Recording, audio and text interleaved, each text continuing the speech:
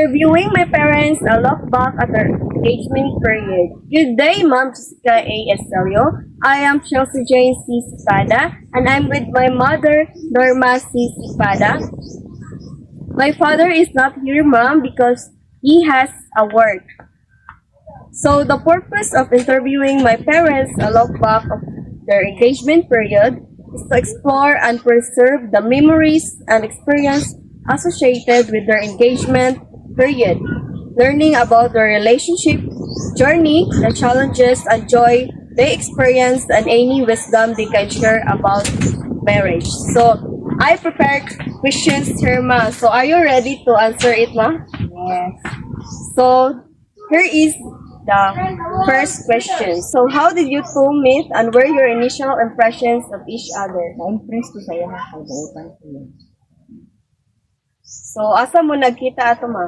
Nakita mi rin sa ato ang lugar sa kumang kay dili naman ko wala man sa nagtatrabaho sa lain na lugar kapag iman ko siya dili. So, here is the second question. Who proposed and how? Nangwali siya nangyaya. Ako na siyang isugot.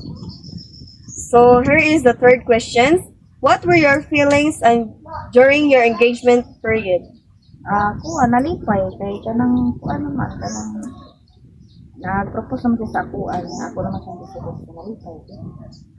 So, here is the question. What kind of preparation did you make before the wedding?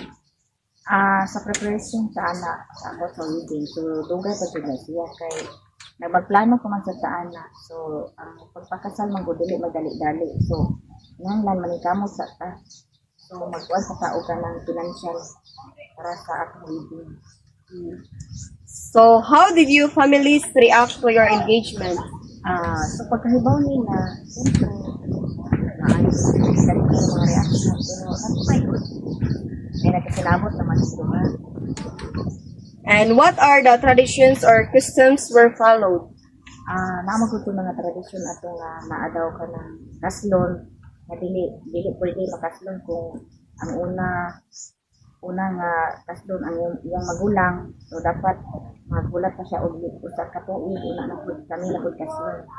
So anak ra pud ay una atong time pud kasama pud ang iyang magulang, so dili pwede nga magsunod. So, here is the last question. What advice can you give to engaged couples today? So, kinahanglan kung magplano ka o kanang karon sa kaminyuon. So, ato yung kanang paningkamutan na ang atong kaminyuon mabutan din sa kanang maayo pagka sila basta magminyo kay lisod karon ang panahon.